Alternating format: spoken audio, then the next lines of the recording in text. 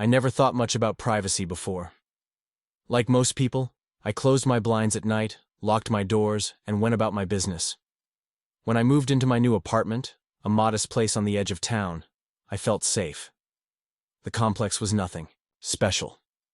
Two-story buildings, pale beige siding, balconies stacked like boxes.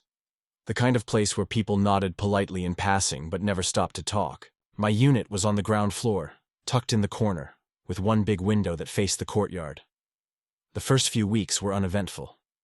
I unpacked, adjusted to the creaky floors, the faint hum of pipes in the walls, the thin ceilings that let me hear my upstairs neighbor pacing now and then. He was an older man, maybe in his late 50s. I'd seen him in the parking lot once, loading groceries into the trunk of a faded blue sedan. He barely acknowledged me. At first, I thought nothing of him. But then, I began noticing little things.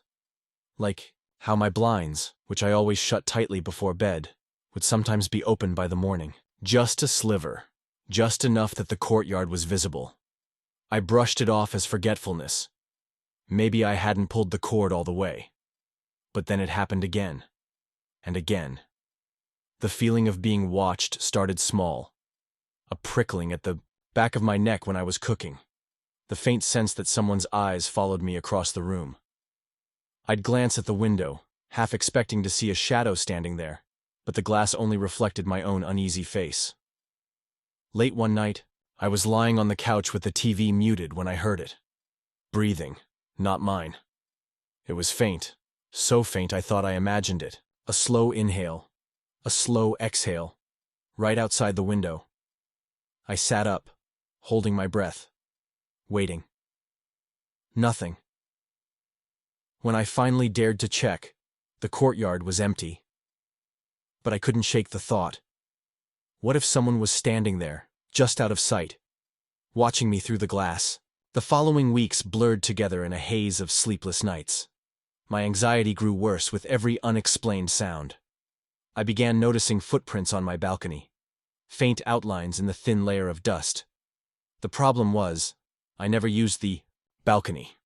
My phone buzzed with notifications from the cheap motion sensor I'd bought online, motion detected. But every time I checked the live feed, there was nothing. Just static shadows and the dull glow of the courtyard lights. One night, while watching TV with the lights off, I saw it. A silhouette. It was faint, just beyond the glass. A tall figure, completely still, watching. My chest tightened. My throat locked. I couldn't move. And then, as quickly as it appeared, it was gone. I scrambled to the window, yanked the blinds open. Nothing. Just empty space. After that, the noises began. Soft scratching at the glass. Faint tapping, like fingernails, against the pane. I'd snap on the lights, but it always stopped. I told the apartment manager. He brushed it off as kids messing around. I called the police once, but without proof, they couldn't do anything. I started to doubt myself. But then came the night I woke up at 3 a.m. and saw the blinds already pulled back. My window cracked open, my skin went cold, because I knew I hadn't left it that way. The breaking point came a week later. I woke to a sound that froze me in place, the unmistakable creak of my window sliding open. My breath caught in my throat. I didn't move. The dark outline of a figure slipped inside. I could hear the floorboards groan under his weight. For what felt like forever, he just stood there, in the corner of my bedroom, watching. Finally, with shaking hands, I reached for the lamp on my nightstand and flicked it on. And that's when I saw him, my upstairs neighbor. His eyes, wide, wild, unblinking. His chest heaved as he breathed, slow and heavy, like he'd been waiting for this moment. Before I could scream, he darted out the window, vanishing into the night. The police searched his apartment. He was gone. But what they did find still haunts me. Pinned across his wall were photographs, dozens of them. Photos of me, cooking, reading, sleeping. Every moment of my life, captured through my own windows. They never found him. And sometimes when I lie awake at night, I swear hear it again. That faint, slow breathing right outside my window. When I moved into the small rental house on the edge of town, I thought I had finally found peace. It was nothing fancy.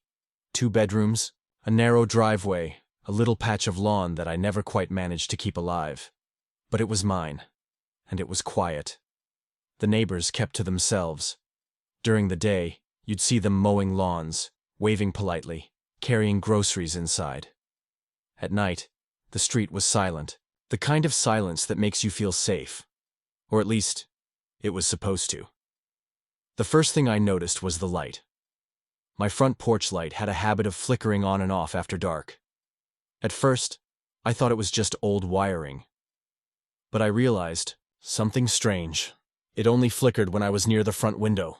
The timing was too perfect, too deliberate. Sometimes, as the light sputtered, I'd catch movement in the reflection of the glass.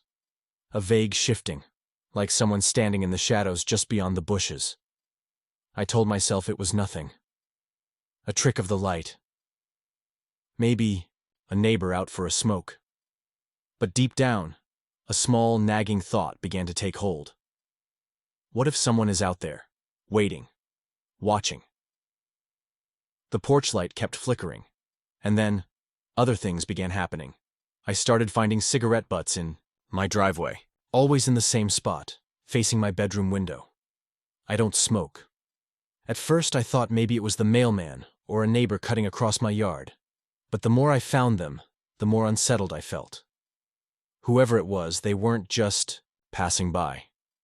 They were staying long enough to smoke, watching my house. One night around 2 a.m., I woke up to the crunch of gravel outside. I froze, listening. When I pulled back the blinds just a sliver, I saw him. A man, standing in my driveway, completely still, facing my house. His face was hidden in shadow, but his posture was rigid, too rigid. Like he had been standing there for hours. My throat tightened. I wanted to scream, to call the police, but I couldn't move. I just stood there, watching him, while he stood there, watching me. And then, I blinked, and he was gone. The next morning, I found it, a muddy footprint pressed against the back door. Someone had tried the handle. The storm came a week later. Rain hammered the roof, rattled the windows. The house felt smaller, darker, as the storm pressed in. I was half asleep on the couch when I heard it. 3 sharp knocks. On the glass right behind me, my blood ran cold. I turned slowly, heart pounding so hard I thought I might pass out. And there it was, a pale face, pressed against the window, eyes wide, unblinking, staring straight at me through the rain. I couldn't breathe, couldn't move. The figure just stood there, unmoving, as if the glass was the only thing keeping him out. Then, lightning lit up the yard, and he was gone. By the time the police arrived, there was nothing. No man, no footprints, just streaked handprints on the outside of the glass, smeared by the rain. For days afterward, I felt eyes on me everywhere I went. I kept the curtains drawn, kept the lights on, but it didn't help. Because sometimes, when the wind rattles the window late at night, I still hear it. 3 sharp knocks, waiting to be let in.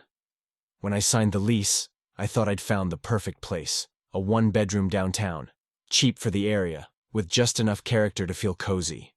The building was old, wooden floors that creaked when you walked, radiators that hissed in the winter, and stairwells that carried every sound like an echo chamber. Most of the tenants kept to themselves. You'd hear the faint noise of televisions through the walls, the occasional barking dog, the low murmur of arguments drifting through vents. But the man across the hall was different.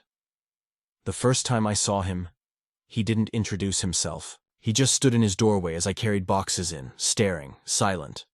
I tried to be polite, gave a little wave. He didn't wave back. Over the next week, I started noticing him more and more. Every time I left for work, his door cracked open just slightly, not wide enough to step through, just enough to peek. When I came home, the same thing. That tiny gap, his shadow hovering behind it. I told myself it was just coincidence. But then I started hearing footsteps behind me on the stairwell. Soft, measured, always a step too close.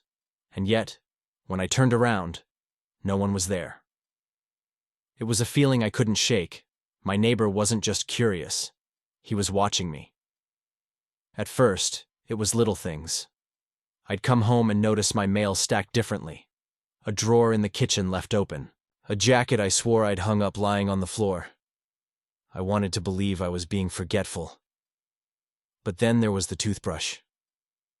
One night I reached for it, and it was damp. I hadn't used it.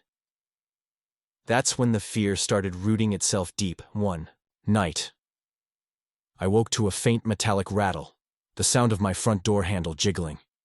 I froze in bed, heart hammering. The sound grew sharper. Someone was trying a key. I crept toward the door, pressing my ear against the wood. And then, I heard it breathing. Slow, calm, just inches away on the other side. After a few moments, the handle stilled. Footsteps retreated down the hall. I didn't sleep the rest of the night. The next morning, I checked the lock. There were fresh scratches around the keyhole. Someone had been trying different keys. I went straight to the landlord. He shrugged it off, said old locks sometimes stick. But deep down, I knew someone was trying to get in, and I had no idea how much they already knew about me. It happened on a Thursday night. I was in the bathroom, brushing my teeth, when I heard it, a faint thud, from my bedroom. I froze, toothbrush still in my mouth. Another thud, this time from the closet. The air went heavy. I remembered clearly. I hadn't closed that closet door. But when I stepped into the bedroom, it was shut tight. My hands shook as I reached for the knob. The silence was unbearable. Slowly, I pulled it open. At first, all I saw were clothes hanging in the dark, and then movement, a pale face, eyes wide, lips parted, breathing slow. It was him, my neighbor. He lunged past me, sprinting out the apartment before I could react. By the time the police arrived, he was gone. They searched his unit across the hall. Empty. No forwarding address, no trace he'd ever been there. But I still remember that face in the shadows of my closet. And every time I hear a floorboard creak in the middle of the night, I wonder if he ever really left.